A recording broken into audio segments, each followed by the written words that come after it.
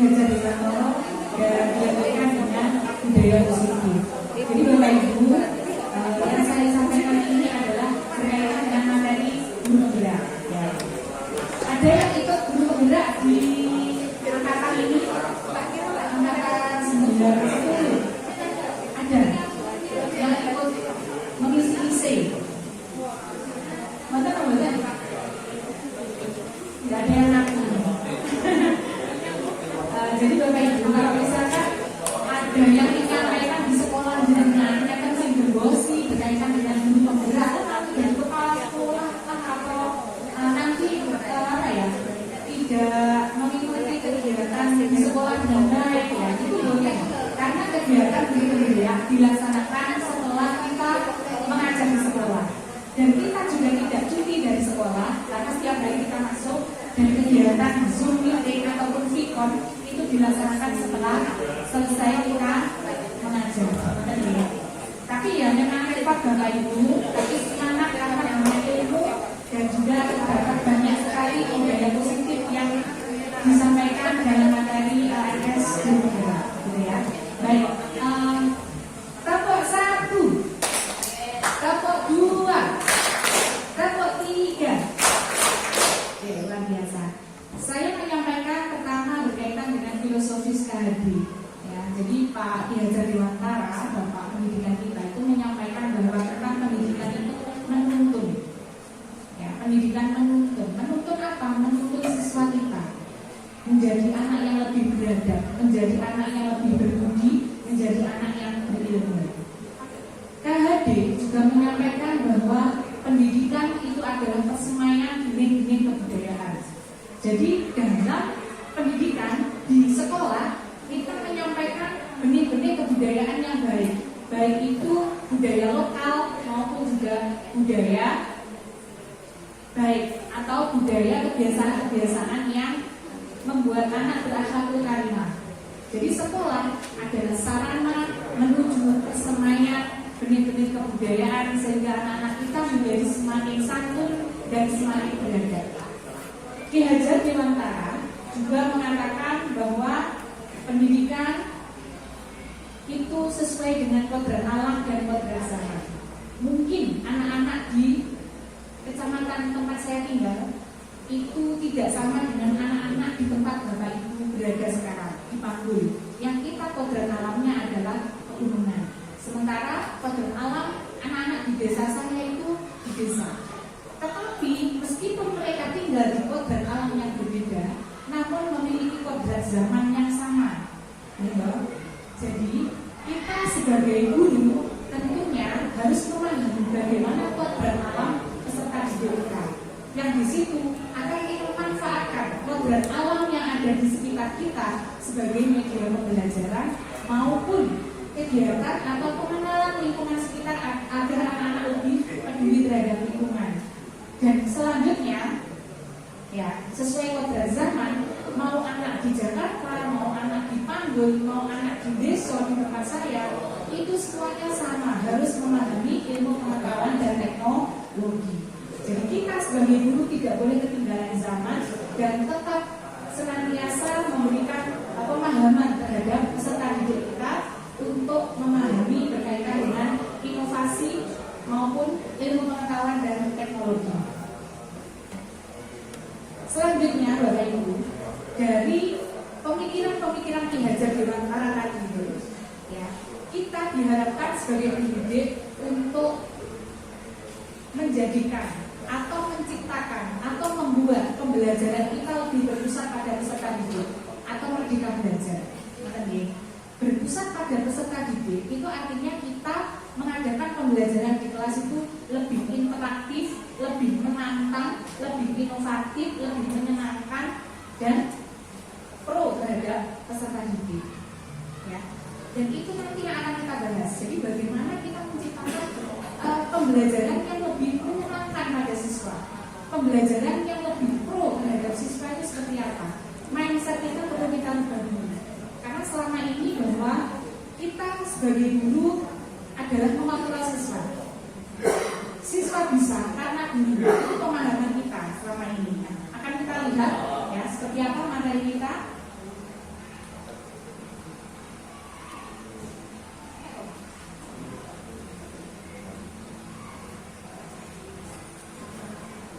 Oke, tujuan dari diseminasi hari ini adalah berbagi konsep budaya positif dan berbagi pengalaman penerapan budaya positif. Artinya, saya Bapak Ibu sekalian tentu pernah melakukan penerapan budaya positif di sekolah. Ya, Bapak Ibu boleh menceritakan budaya positif yang ada di sekolah Bapak Ibu itu seperti apa? Yang pernah jenengan terapkan di sekolah, budaya positif. Sebelum kita memahami budaya positif itu apa? Ada yang ingin menyampaikan? Pak Aris, budaya positif yang pernah jenengan lakukan di sekolah ini apa? Suka kaget Pak. Iya Pak, budaya apa? Ya, basa kromo, kan ya? Ada gurunya, kebiasaan basa kromo.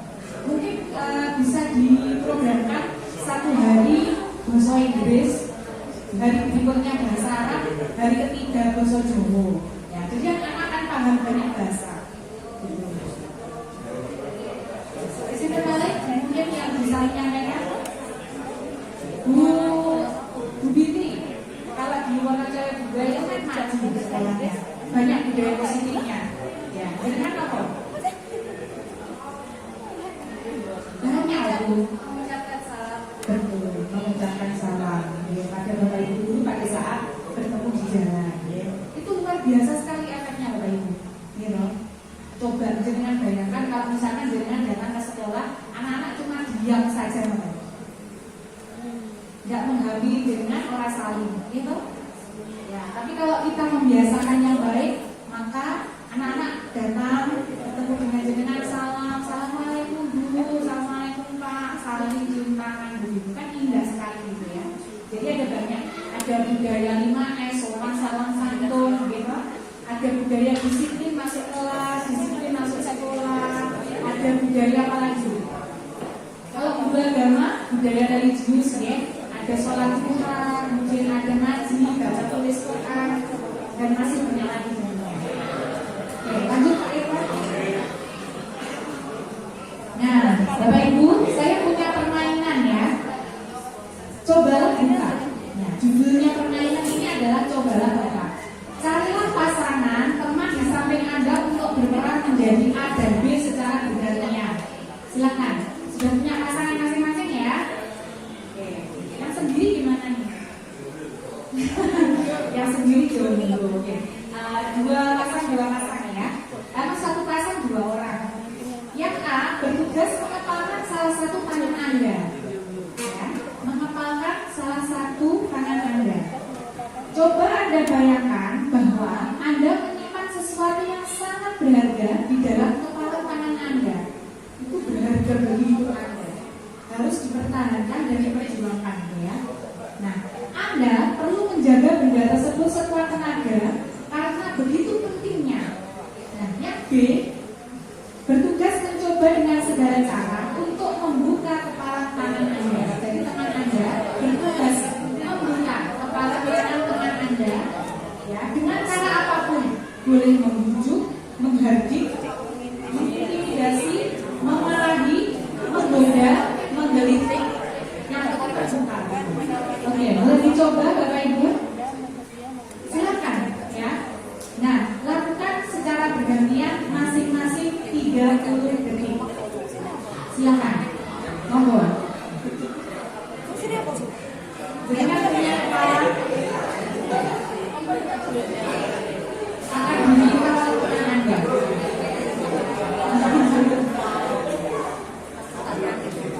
30 detik saja.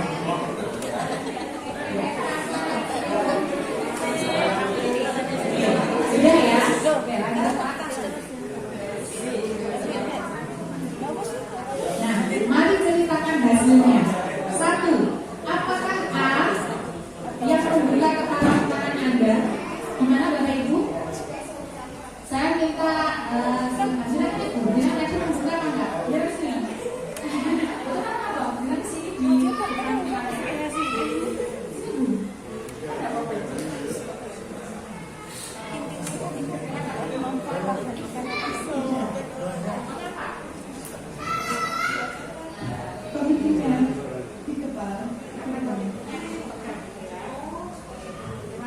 luar biasa.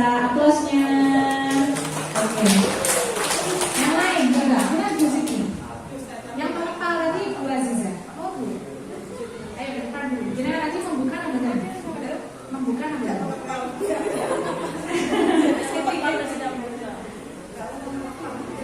Ya, jenengan tadi di Bu Siti dibuka apa benar?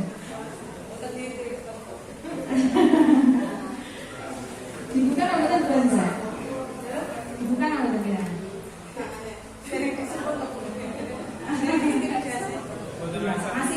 Masih dipegang ya, tidak ada yang dibuka. Oke, ada yang dibuka? Bapak Ibu ada yang dibuka? Masa nggak boleh? Ditutup semuanya, nggak boleh? Nggak boleh semua ya? Oke. Nah, apakah menutup kepala tangan Anda? Tadi belum semua ya. Alasannya apa Bapak Ibu kok menutup tangan semuanya itu? Tadi alasannya adalah karena memegang komitmen. Kalau jenengan apa yang menutup tadi? Mbak Rita, jenengan tadi menutup ya? Menutup atau membuka? Menutup terus. Alasannya akan jenengan kok tidak boleh ya? Oh ya, pemilihannya sangat luar biasa. Baik. Lanjut Pak. Nah, saya tanya, sesungguhnya yang memegang kontrol dari tangan Anda itu siapa? Diri sendiri. Ya. Bapak Ibu, dari yang sudah kita lakukan tadi itu, kita sendiri yang mengontrol atas kepalan tangan kita. Apakah kita membuka atau menutup kepalan tangan kita, itu bergantung pada diri kita masing-masing. Nah, sesuai dengan kebutuhan dasar kita saat ini. Jadi yang mengontrol itu adalah diri kita, bukan orang lain. Tidak boleh orang mengintimidasi kita, tapi kita sendiri yang mengontrol.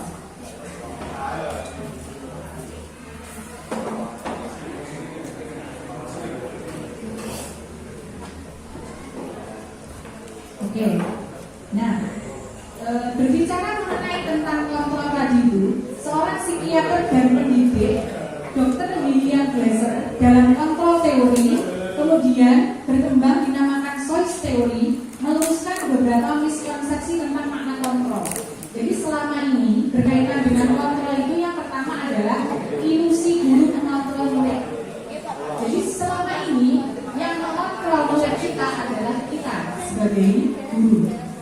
Artinya murid sendiri itu mengizinkan kita untuk dikontrol. Ya Bapak Ibu, mana toh kalian ini buat ibu mutus kenapa padahal dia sebetulnya nggak mau, tapi ikut aja sama muridnya. Ya, itu ilusinya semacam itu, seolah-olah guru yang mengontrol murid.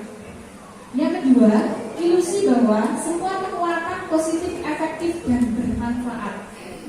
Bapak Ibu sering memberi penghargaan pada murid. Sering apa? Seperti apa penghargaannya ini contohnya? Aplaus, ya, selain aplaus, dilus-lus kepalanya, apalagi ujian, nah, kasih permen. Anak-anak gimana respeknya? Senang? Jangan pernah tidak membayangkan teman yang lain yang tidak jenengan puji. Pernah enggak? Jenengan hanya fokus pada anak yang berprestasi tadi, Bapak. Sementara jenengan tidak melihat temannya yang tidak berprestasi, yang tidak jenengan puji atau tidak diberi penghargaan. Ya enggak? Nah, semacam itu. Jadi selama ini ilusinya bahwa semua penguatan itu positif, efektif dan bermanfaat. Tetapi apakah benar begitu? Karena kita tidak melihat sisi yang lain tadi, ya kan? Nah, yang ketiga, ilusi bahwa kritik membuat orang merasa bersalah. Itu bisa menguatkan karakter. Jadi kalau misalkan ada anak yang ulangi di kelas, bagaimana sikap jenengan terhadap siswa tadi? Kalau ada yang ulangi di kelas, dimarahin? Diingatkan?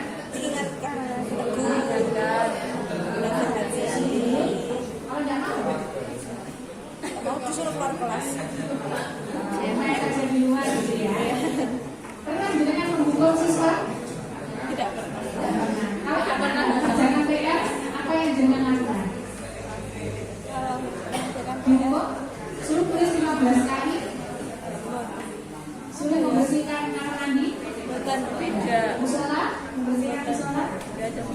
Ada.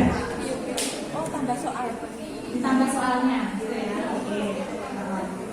Nah, selama ini kita memahami bahwa kritik dan membuat orang merasa bersalah. Dengan begitu kan anak merasa bersalah ya. Itu bisa mengembangkan karakter mereka. Menurut kita, ya, itu ilusinya. Ya. Terus selanjutnya, orang dewasa memiliki hak untuk memaksa.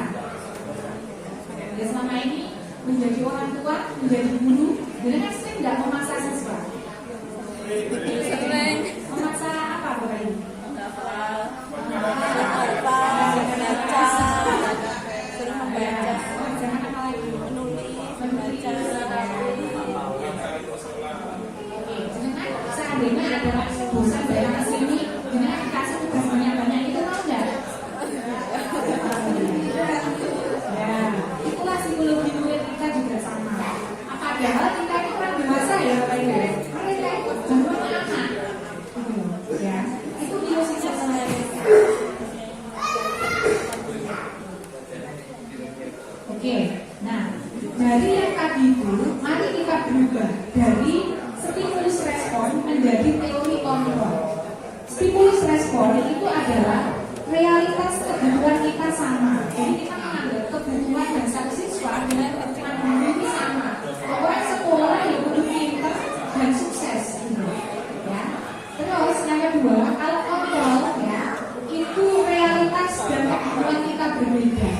Jadi kita dengan murid kita tentu berbeda Bapak Ibu. Masing-masing orang memiliki kebutuhan dasar yang berbeda. Yang kedua, semua orang melihat hal yang sama. Kalau kontrol, setiap orang memiliki gambaran yang berbeda. Jenengan dengan murid jenengan itu memiliki cita-cita yang berbeda, memiliki orientasi hidup yang berbeda, memiliki bakat minat yang berbeda antara siswa satu dengan yang lainnya. Tentu kita tidak boleh menyamaratakan. Yang ketiga, mencoba mengubah orang agar berpandangan sama dengan kita. Ya, jadi kita berubah menjadi berusaha memahami pandangan orang lain tentang dunia.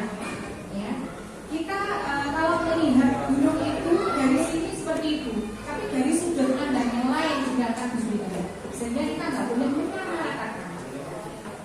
Selanjutnya, perilaku buruk dilihat sebagai suatu kesalahan. Kita ubah, ya. Misalkan anak-anak itu berkata kotor, misalkan, ya, karena biasanya di rumah berkata kotor, itu sebagai sebuah kesalahan. Tetapi kita ubah, semua perilaku memiliki tujuan. Ya, anak berkata kotor itu kan tujuan Bapak Ibu.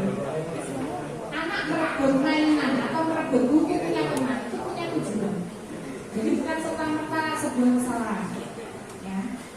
Terus selanjutnya, orang lain bisa mengontrol saya, kita ubah menjadi hanya Anda yang bisa mengontrol diri Anda. Tadi kan jenengan nggak boleh ya membuka ininya, mempertahankannya, karena jenengan beranggapan bahwa yang mengontrol diri saya ya saya sendiri. Ngapain orang lain mengontrol saya? Kan gitu ya Bapak Ibu ya. Jadi mulai sekarang, mari kita ubah semacam itu. Pemaksaan ada pada saat bujukan gagal. Kita ubah menjadi kolaborasi dan konsensus menciptakan pilihan-pilihan baru. Yang terakhir, model berpikir menang kalah dan model berpikir menang-menang. Artinya bahwa ketika kita menyalahkan anak, akan ada menang kalah.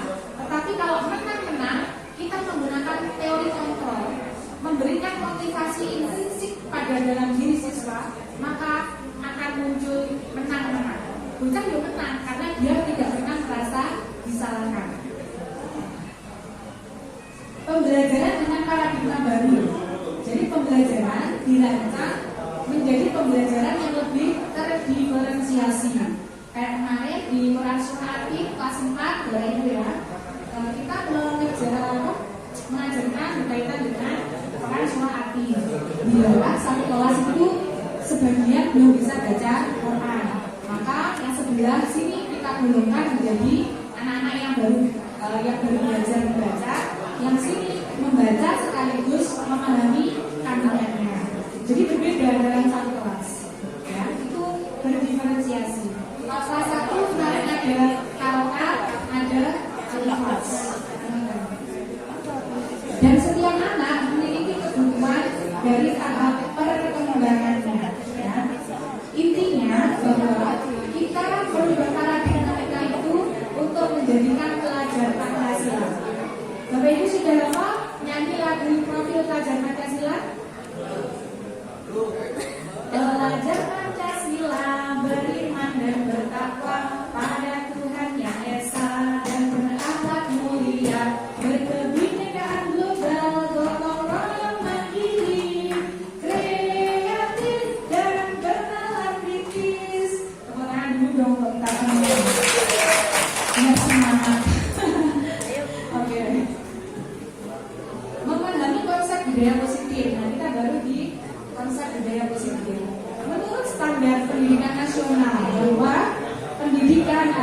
Budaya positif itu menciptakan lingkungan positif bagi warga sekolah dan pemangku kepentingan saling bekerja sama, saling mendukung, menghayati, menerapkan nilai-nilai kebajikan yang disepakati bersama.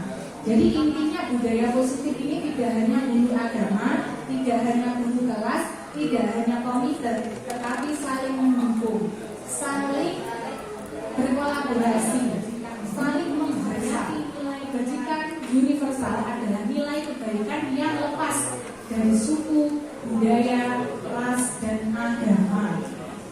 Jadi memiliki keyakinan sendiri setiap orang itu, Bapak Ibu. Ya, jadi dengan budaya ini maka akan kita laksanakan, akan kita dukung bersama-sama antara guru agama, kemudian guru kelas, kepala sekolah, dan komite. Semuanya saling mendukung, mewujudkan pembelajaran yang interaktif, berpusat pada peserta didik, dan tentunya lebih menyenangkan. Itu ya. Jadi kita tidak bisa sendiri, Bapak Ibu. Nah, dalam menerapkan budaya positif itu ada istilah disiplin positif. Selama ini ya, disiplin itu apa menurut Bapak Ibu? Nama Bapak Ibu disiplin ini? Tepat waktu. Tepat waktu. Nama Malik. Pak Hadi pun paham. Sama Pak. Ya, tepat waktu. Selain tepat waktu apa disiplin? Taat aturan ya Pak ya. Patuh pada aturan. Nyaman anggota Bapak Ibu? Nyaman? Luar biasa.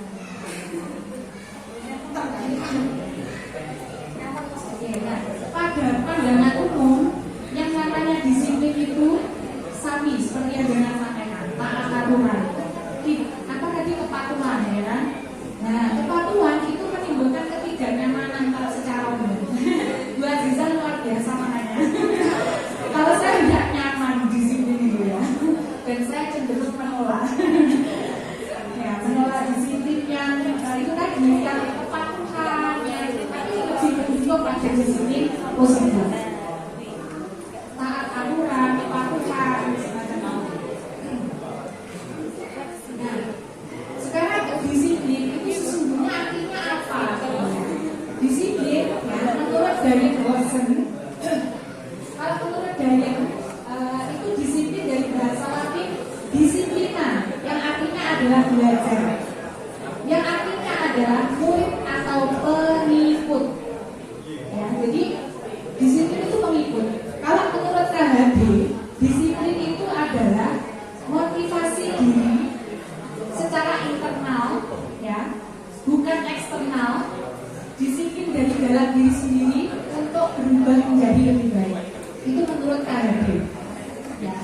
Jadi intinya bahwa namanya pengikut, kalau dalam bahasa Manku ya, ini ustaz-ustazah semuanya ada naat manut, gitu ya, naat manut.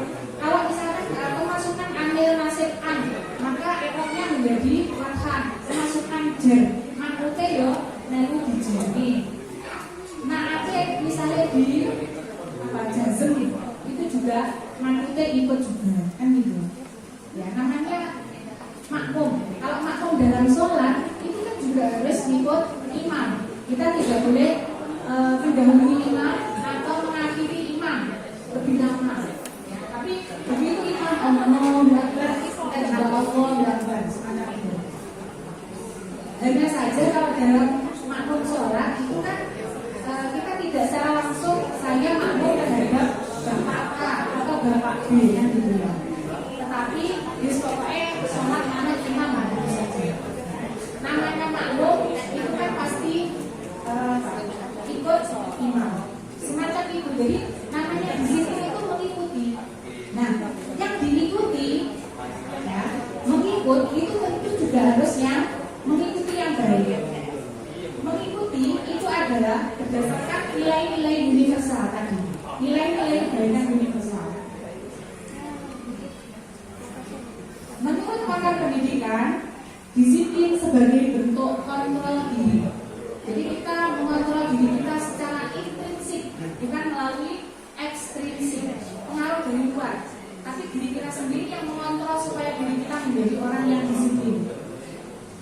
ketiga, disiplin positif bertujuan untuk menciptakan anak-anak ya, yang berperilaku mengacu pada nilai-nilai kebaikan universal yang memiliki motivasi intrinsik bukan ekstrinsik.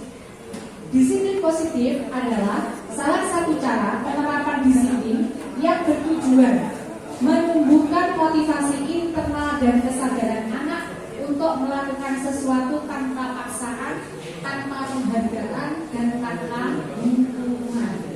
Jadi disiplin tadi kan kita memahaminya kepatuhan, ya. Disiplin itu taat aturan, bukan. Tetapi disiplin itu adalah kontrol diri. Kita melakukan segala sesuatunya itu karena dari dalam diri kita sendiri.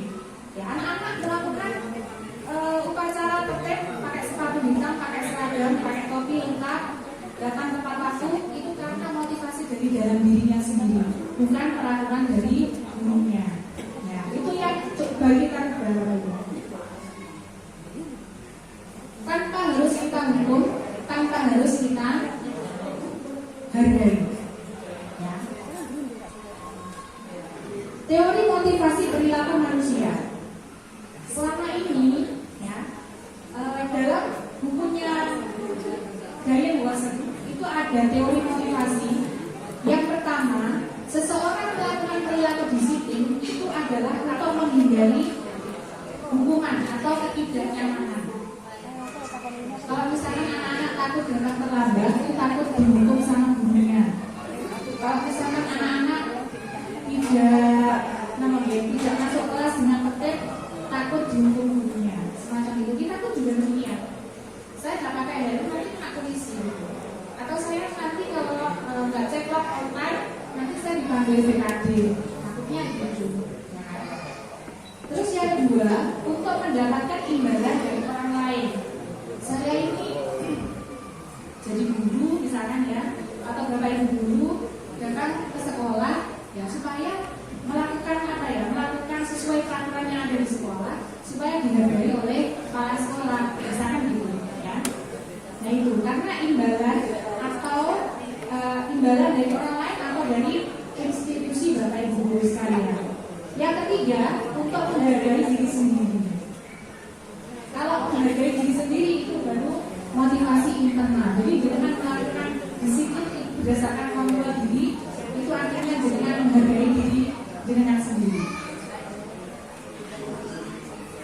Tujuan dari disiplin positif menanamkan motivasi, ya. Yang ketiga tadi itu, yang apa? Dari dalam diri atau yang kontrol diri untuk menjadi orang yang mereka inginkan, menghargai diri sendiri dengan nilai yang dipercaya. Ya. Jadi kenapa anak-anak itu harus ikut pembelajaran di kelas dengan baik? Kenapa anak-anak mesti datang tepat waktu dengan baik? Itu karena mereka ingin melatih diri supaya bisa menjadi anak yang mandiri, menjadi anak yang baik. Jadi itu karena motivasi dari dalam dirinya. Pertanyaannya sekarang adalah bagaimana cara kita sebagai guru untuk menanamkan disiplin positif kepada murid sehingga terbentuk budaya positif. Kira-kira bagaimana caranya? Caranya untuk menanamkan budaya positif pada murid kita, menanamkan kontrol diri dan disiplin positif pada peserta didik itu gimana? Ada yang ingin menyampaikan?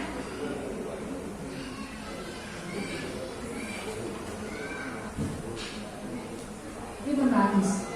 Menanamkan budaya positif atau disiplin positif di sekolah tanpa adanya paksaan itu. Dengan cara apa? Pembiasaan, meneladani, atau lagi tidak mendisiplinkan tanpa memberikan sugesti pada anak. Luar biasa ya. Memberikan sugesti itu semacam apa?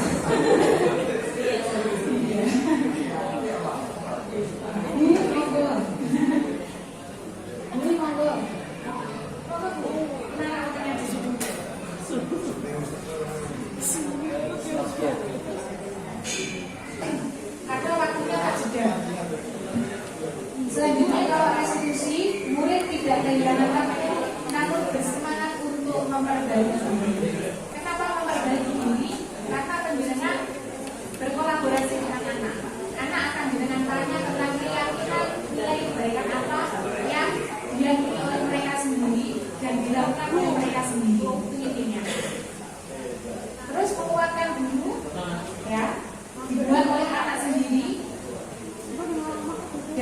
diyakini oleh siswa sendiri.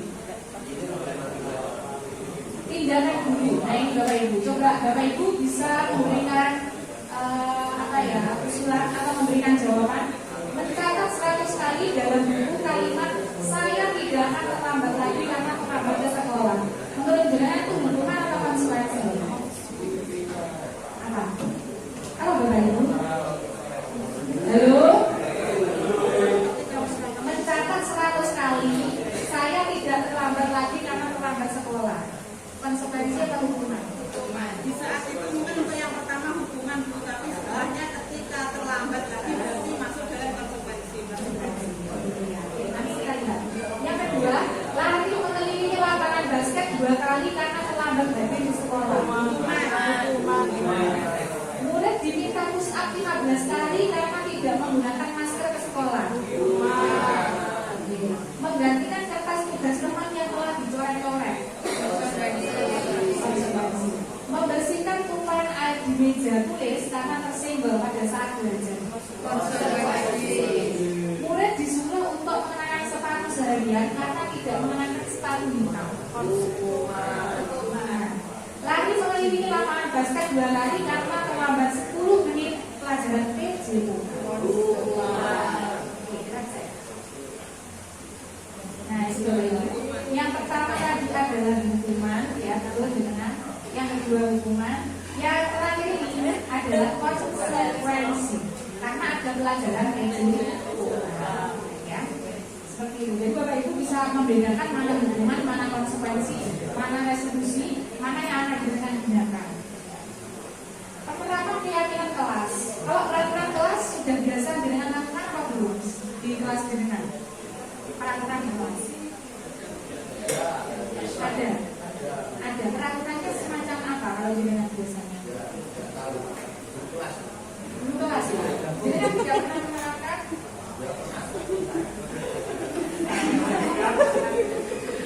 Oke. Bisa lihat aja. Mengapa keyakinan kelas? Mengapa tidak peraturan kelas? Kan ada peraturan kelas. Kira-kira kenapa? Kenapa kita pilih? Peraturan lagi dilanggar. Kalau keyakinan tidak boleh dilanggar? Harus dilakukan kalau keyakinan. Gitu ya.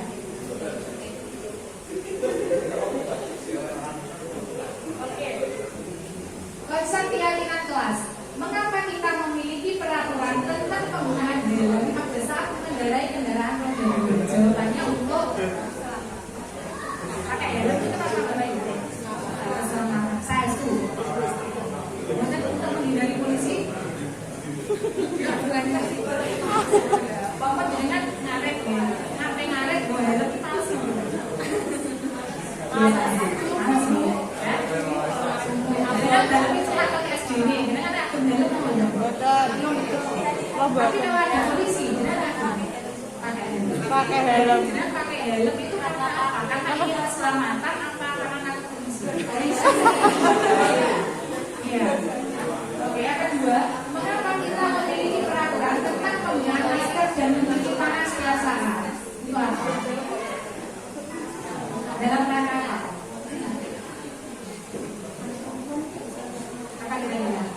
Supaya kita lebih bersih, lebih sehat, ya. Tapi kalau masuk mall, ya, kan harus pakai masker gitu. Karena kalau ngenceng, ya, kalau maskernya dipakai kan sudah nggak jadi ngenceng gitu.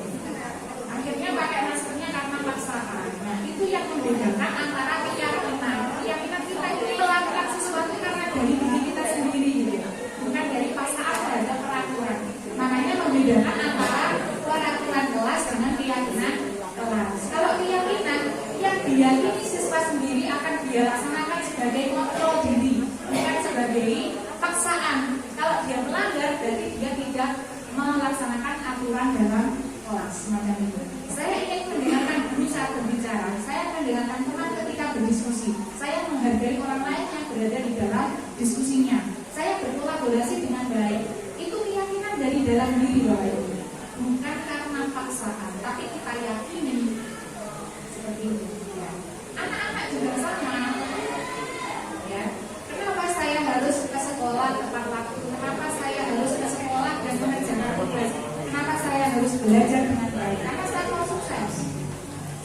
mencari ilmu kedepannya suksesnya kembalinya ke saya sendiri. Dan motivasi itu yang perlu kita bangun melalui keyakinan kelas. Selanjutnya, nah ini konsep keyakinan. Keyakinan itu meyakini nilai-nilai kebajikan universal. Seperti yang saya sampaikan di awal bahwa kebajikan universal itu adalah nilai yang kita yakini lepas dari ras, suku, agama, dan budaya. Contoh misalnya di sekolah jenengan itu mendapatkan peraturan kelas memakai sepatu hitam. Coba dengan pikirkan nilai kebajikan apa yang sedang jenengan terapkan dengan memakai sepatu hitam. Ada nggak kira-kira ini? Jenengan itu menyuruh kita jenengan pakai sepatu hitam semua.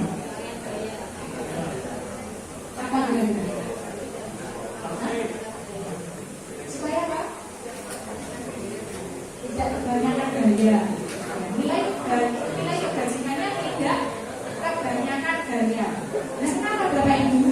Apakah punya banyak gaya itu salah? Hah? Masih kecil memang tidak ada gaya ya? Tidak berlebihan. Kalau misalkan komunitas dari anak-anak itu anak orang kaya, mereka tidak merasa berlebihan memakai sepatu warna-warni itu Bapak Ibu. Apakah tidak nilai kebajikan? Kalau sudah sama nilai kebaikan kan apa Bapak Ibu? Menghindari kesenjangan antar siswa. Menghindari kesenjangan antar siswa. Oke, itu apa ya? Yang sesuatu yang disepakati bersama saja ya. Nilai kebaikan itu seperti itu Bapak Ibu. Jadi kenapa kita itu mesti harus ikut dalam sebuah institusi itu mengikuti karena apa?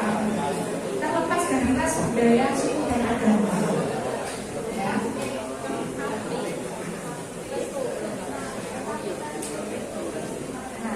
Nah, hal-hal yang perlu diperhatikan pada saat menentukan keyakinan kelas yang harus melalui musyawarah. Dengan musyawarah dengan anak-anak, dengan guru yang lain, juga kita bahkan dengan para murid. Jadi keyakinan kelas apa yang jenengan yakini di dalam kelas tersebut. Anak-anak kalau di dalam kelas pengennya belajar itu gimana? Yang menyenangkan Bu, yang nyaman Bu, yang nyaman itu gimana? Bersih, tidak kotor misalnya. Kita tulis tidak kotor. Gimana lagi? Harus mendengarkan kalau temannya bicara atau gurunya bicara Bu. Oke. Terus apalagi kira-kira? Harus misalkan selain bersih, menghargai, kita tulis lagi itu belajar yang rajin misalkan, atau mungkin mengerjakan tugas, ya semacam itu, ya. Kemudian setelah ditampung, kita uji ulang, apakah benar seperti itu. Kita ganti kata yang negatif menjadi kata positif. Contoh, kata negatif itu adalah kelas tidak boleh kotor, tapi kita ganti menjadi menciptakan kelas yang bersih. Tidak boleh bermain mengganggu teman, ya. Berarti diganti apa kalimatnya ini? Tidak boleh mengganggu teman. Mari kita saling menghargai teman semacam itu, ya. Nah itu nanti yang akan kita terus kita tuliskan di papan tulis, kita ganti, kita print, kita tanda tangani, ya. Kita tanda tangani semua ini. Itu menjadi keyakinan kelas. Kalau sudah semacam itu, mungkin jenengan antem bebas. Setidaknya keyakinan kelasnya dia akan kembali.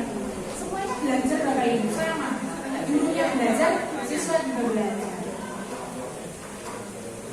Nah, sekarang 5 kebutuhan dasar manusia. 5 kebutuhan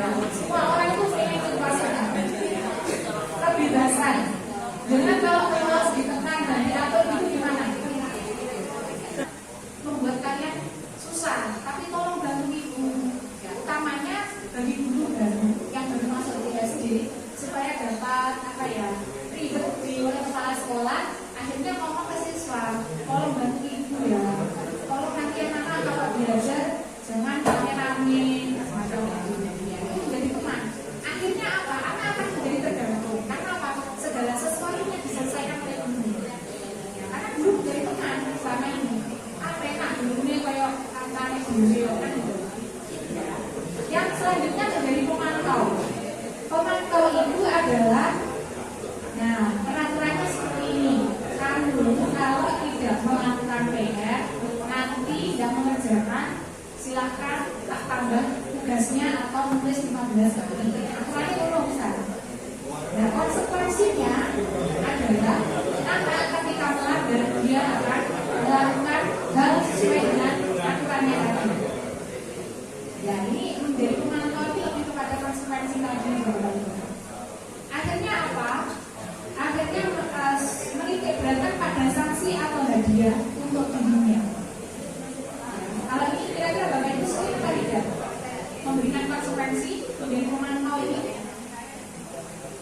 Sangat oleh aset, takkan motor surat pendek yang papat yang paling pernah enggak? Nah ya, dari pemantau teman, dari teman pernah? Dari teman anak. Posisi menjadi teman itu sering ya, menjadi pemantau sering. Oke, sekarang kalau menjadi manajer itu adalah mengajukan pertanyaan-pertanyaan yang dia pilih. Apa yang dia pilih siswa, kebutuhan apa yang dibutuhkan. Kita tanya, kamu ingin apa? Nanti akan kita lihat posisi menjadi manajer itu seperti apa. Nah itu dia akan lebih mengevaluasi diri bagaimana cara memperbaiki. Nah ini, Bapak Ibu coba dengan jawab. Saya kecewa sekali dengan kamu. Itu yang mengatakan siapa? Nah, maksudnya dulu sebagai posisinya tadi. Apakah pembunuh, rasa bersalah, teman, pemantau, manajer? Oke, ini sudah fit ya? Fit ya? Sekarang saya kecewa sekali dengan kamu. Membuat rasa bersalah. Kamu tidak pernah benar melakukannya. Manajer? Hah? Apa?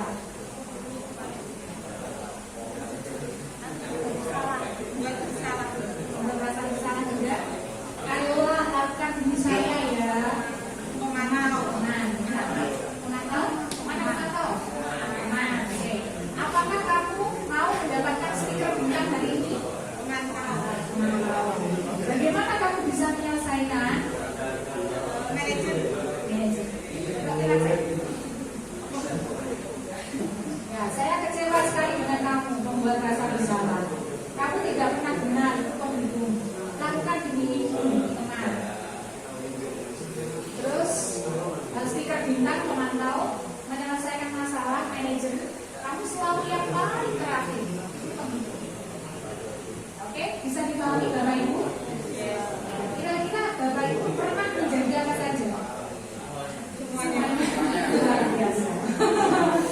Oke, menjadi pembunuh pernah juga ya, membuat rasa bersalah bagaimana? Pak Hadi pernah melakukan apa dengan? Manajer sudah? Sudah ya. Aksi nyata saja. Jelas. Oke, lanjut. Nah ini caranya jadi manajer itu gini Bapak Ibu. Caranya itu ada segitiga restitusi. Segitiga restitusi itu begini ya. Tadi kan kita menyelesaikan masalah anak dengan cara kolaborasi dan mencari solusi bersama. Kenapa anak melakukan itu? Caranya adalah ya, teorinya dulu. Ciri-ciri restitusi bukan untuk menebus kesalahan, tapi untuk belajar dari kesalahan. Jadi mereka belajar dari kesalahan. Yang kedua, memperbaiki hubungan. Jadi tidak ada anak sakit hati, tidak ada anak kecewa, ya. Memberikan tawaran, bukan paksaan. Kenapa memberikan tawaran? Karena anak tanya, jawab, kamu keyakinannya apa? Kamu ingin seperti bagaimana? Yang keempat, restitusi menuntut untuk melihat ke dalam diri. Jadi lebih kepada motivasi intrinsik, bukan paksaan dari luar. Restitusi diri adalah cara yang paling baik. Fokus pada karakter, bukan tindakan. Jadi itu perlu karakter. Sekali lagi Bapak Ibu ya.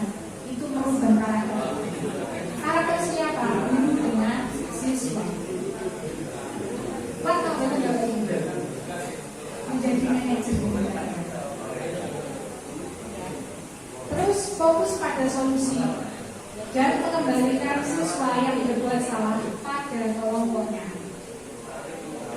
Oke, itu ciri-cirinya. Nah ini segitiga resolusi. Apa yang dilakukan? Yang pertama adalah menstabilkan identitas. Menstabilkan identitas itu dengan cara apa? Nah, setiap orang pasti pernah melakukan kesalahan. Kamu bukan satu-satunya orang yang pernah melakukan ini. Misalkan dia terlambat. Caranya kita bertanya yaitu setiap orang pasti pernah melakukan kesalahan. Ibu pun pernah melakukan kesalahan dan kamu bukan satu-satunya. Itu namanya menstabilkan identitas. Yang kedua, lakukan validasi tindakan. Validasi tindakan itu kamu tentu punya alasan mengapa melakukan itu. Jadi dia terlambat itu pasti punya alasan. Mungkin karena di rumah tadi dia bangun kesiangan, atau mungkin dia disuruh oleh ibunya, atau mungkin juga banyak kempes dan sebagainya. Pasti punya alasan. Terus adakan cara yang lebih efektif untuk mendapatkan apa yang kamu butuhkan. Ya. Yang ketiga, keyakinan kelas apa yang telah kita sepakati itu merupakan keyakinan kelas. Jadi kalau anak sudah valid, sudah stabil identitasnya, baru kita masuki. Kira-kira kamu apa yang kamu yakini, kebenaran apa yang kamu imani, ya. Dan kamu tuh ingin menjadi seperti apa? Maka kamu sendiri yang menjadi dirimu sendiri, yang mengontrol adalah kamu sendiri. Itu namanya segitiga resolusi. Lanjut, pengalaman budaya positif. Nah ini yang di video nanti saya katakan ini baru yang kesepakatan kelas yang akan saya buat ya. Semacam itu, jadi ada harus sopan, harus jujur. Ini saya buat video, tapi ini baru baru fotonya saja. Saling menghargai, ya. Kemudian juga selalu dikerjakan, menjaga kebersihan, percaya diri ketika maju ke depan, ya. Harus bahagia itu penting. Jadi anak-anak jangan sampai di dalam kelas itu merasa sedih dan tidak bahagia. Bahagia itu penting dilakukan. Yang penting bocah-bocah di dalam kelas ini malam. Malam ini yang cara dia itu yang perlu kita dari siapa. Dan saling tolong menolong. Itu anak sendiri loh mulai ibu yang mengusulkan bukan dari saya. Itu adalah dari anak-anak. Yang di kelas lain itu juga ada belajar siswa ingin tenang saat belajar, tidak saling mengganggu. Harus mengerjakan soal, belajar yang rajin, saling menghargai, terus aktif. Kemudian tidak makan di kelas. Nah, yang tidak makan di kelas itu nanti kita ubah menjadi kata-kata yang positif. Ya, berarti makan pada saat jam bersih, bahas semacam itu. Kelas bersih. Itu harapannya anak-anak. Jadi kalau misalkan kelasnya menjadi kotor, ya kita kembali lagi ke keyakinan kelas.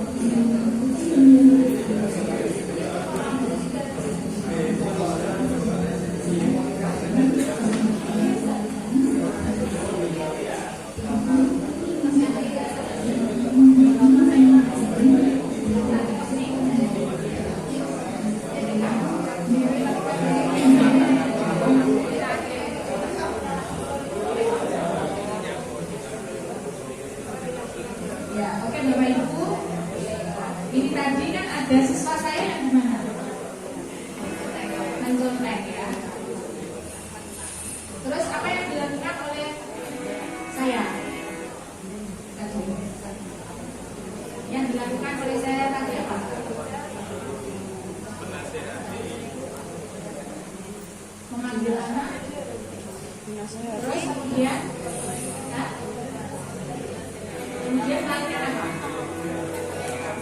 Nah, oh iya, dialog ya, jadi melakukan dialog. Ini respon siswa ketika dia dilakukan restitusi itu gimana tanggapannya? Lanjut. Betul. Nah ini pada saat pembelajaran di kelas, pemerannya saya sendiri dan Irfan siswa saya. Lanjut. Terus di tengah pembelajaran itu siswa saya dia ngantuk. Ya, terus apa yang saya lakukan coba dengan amati.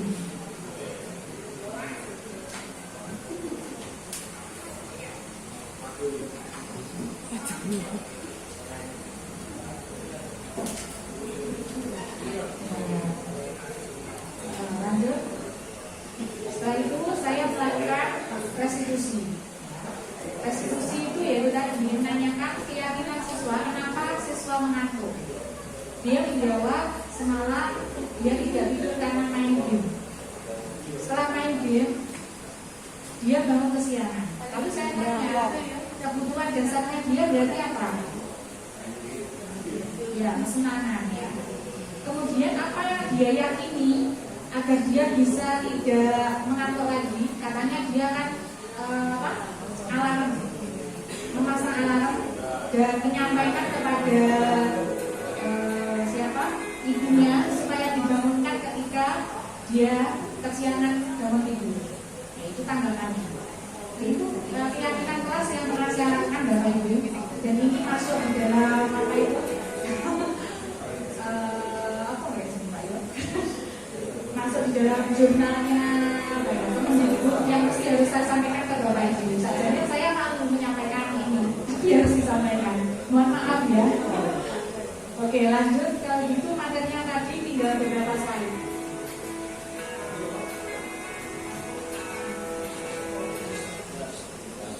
Nah, tadi praktek keyakinan kelas maupun praktek kegiatan restitusi.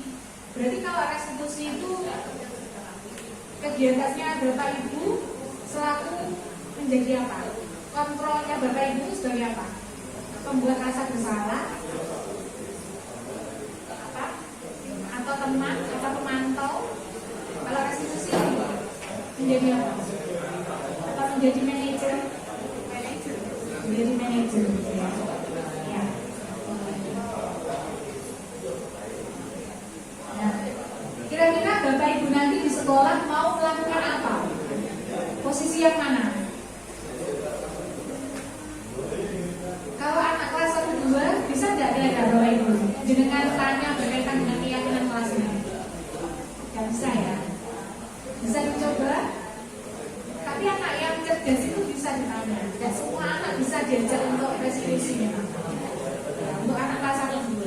Bahkan anak kelas tinggi kadang-kadang apa keyakinannya juga kadang belum tahu. Jadi sesungguhnya kita boleh menjadi teman, boleh menjadi pemantau, boleh menjadi manajer itu diutamakan. Tetapi kita ya tadi baru belajar Bapak Ibu. Saya pun juga baru belajar untuk melakukan ini.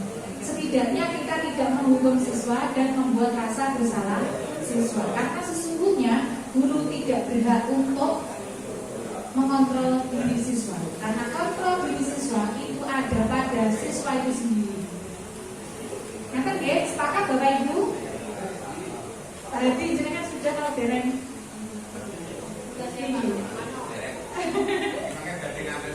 Monggo. Oh iya. Siap. Sekedap. Iya. Enggak apa-apa. Mohon dimaklumi ya Bapak Ibu ya. Nah, sangat mohon maaf ya. Refleksi diseminasi. Jadi bagian terakhir refleksi kita. Saya minta Bapak Ibu yang perempuan dan Bapak yang laki-laki untuk menyampaikan hasil kegiatan kita hari ini. Satu orang dan satu orang. Monggo silakan ibu-ibu perwakilan. Ibunya dulu atau bapaknya dulu? Refleksinya hari ini. Monggo.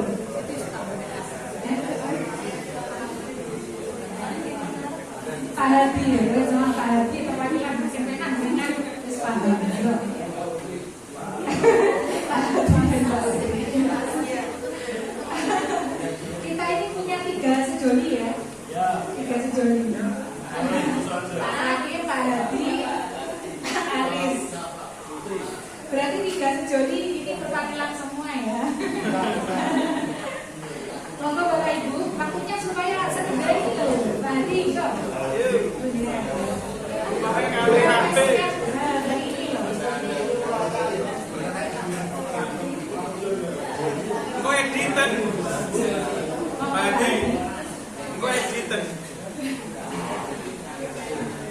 Boleh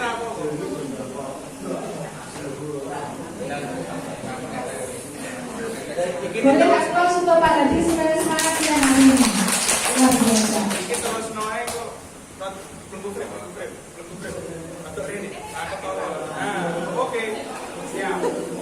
Assalamualaikum warahmatullahi wabarakatuh. Terima kasih Bu Baik atas waktunya. Saya akan merefleksi apa yang didawukan oleh Bu Baik tadi. Mungkin kayak kalau kayak berat loh. Ya intinya, alhamdulillah kali ini saya dan teman-teman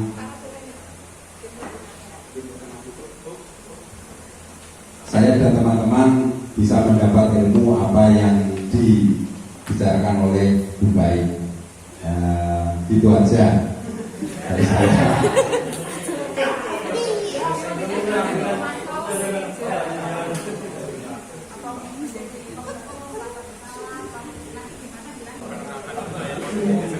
Penerapan budaya positif di sekolah. Setelah saya mengikuti rangkaian pemaparan materi pada hari ini, ternyata kalau saya membayangkan meraba diri saya sendiri, selama ini ternyata secara pribadi saya pun belum bisa menjadi guru yang baik, termasuk lebih sering pada masuk pada menghukum dan membuat rasa bersalah, begitu ya. Apakah teman-teman yang lain juga demikian atau tidak? Saya tidak tahu. Dan harapan kami setelah mengetahui seperti ini, ternyata posisi kita itu berada di mana, ya mudah-mudahan kita semua bisa memperbaiki diri, bisa menjadi teman, bisa menjadi pemantau, syukur lagi kalau bisa menjadi manajernya, seperti itu. Untuk materi sangat bagus, banyak ilmu yang kami dapatkan. Hanya saja karena materinya sangat padat dan waktunya sangat singkat, jadi kami harus juga terburu-buru dalam memahaminya. Oke, terima kasih. Mungkin hanya itu yang dapat saya sampaikan. Assalamualaikum warahmatullahi wabarakatuh.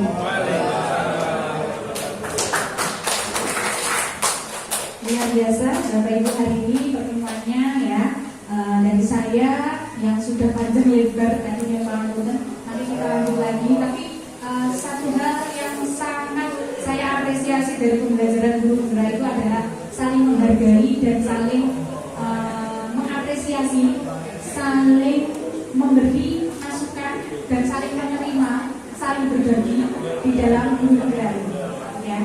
Jadi bergerak dan menggerakkan itu caranya adalah kita saling Bapak Ibu. Intinya saling. Jadi saling menghargai apapun itu bentuknya yang ada di dalam guru penggerak itu, saling menghargai. Penjenengan memiliki apa?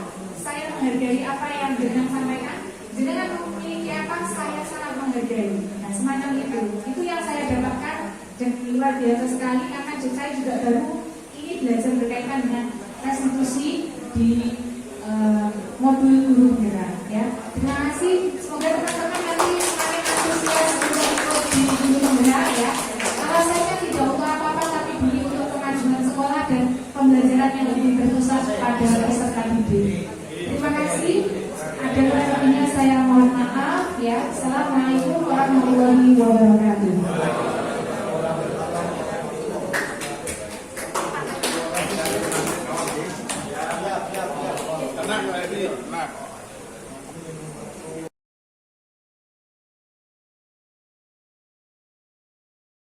Baik anak-anak, terima kasih hari ini semangat sekali, luar biasa belajarnya. Dan selanjutnya kita akan menulis berkaitan dengan keyakinan kelas. Jadi dalam kelas ini masing-masing dari kita semua dapat memahami keyakinan kelas ya. Keyakinan kelas itu hampir sama dengan peraturan kelas yang pernah kita buat ya. Tapi kalau peraturan di kelas itu biasanya anak-anak kadang masih melanggar ya. Nah, untuk keyakinan kelas ini, anak-anak sendiri menyadari betul apa yang nanti anak-anak tulis di papan tulis ya. Nah, anak-anak kalau di dalam kelas itu inginnya seperti apa? Belajarnya seperti apa? Sama ini, saling menghargai. Oke. Kalau di sini tadi nggak ada yang nulis bahagia itu ya. Di dalam kelas kan pengennya bahagia gitu. Atau menyenangkan pembelajarannya gimana? Pengen juga kan? Iya. Jadi anak-anak ke depan ya. Ini tadi yang tulisannya tidak mengganggu itu diganti katanya menjadi saling menghargai ya, saling mengingatkan, saling menyayangi di antara sesama teman gitu ya. Jadi nanti kesepakatan kelas atau keyakinan kelas ini nanti akan saya tulis kemudian ditandatangani oleh semua anak ya. Itu ya, dan ini kita yakini bersama supaya di dalam kelas kita senantiasa dapat belajar dengan nyaman, menyenangkan, dan anak-anak dapat belajar dengan rajin tentunya. Terima kasih untuk keyakinan kelas hari ini.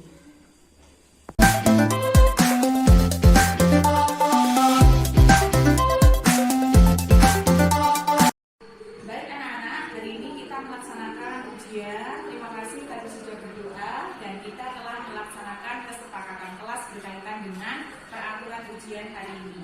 Materi kita adalah pendidikan agama dan budi pekerti. Untuk itu silakan dikerjakan dengan baik dan dengan jujur tentunya. Oke, silakan dikerjakan, mudah-mudahan mendapatkan nilai yang baik.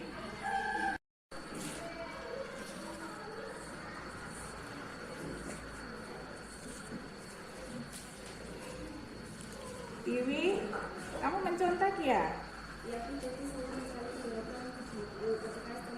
Wah, mencontek itu tidak baik ya Tiwi. Jangan mencontek lagi ya. Coba bukunya dimasukkan, dikerjakan sendiri.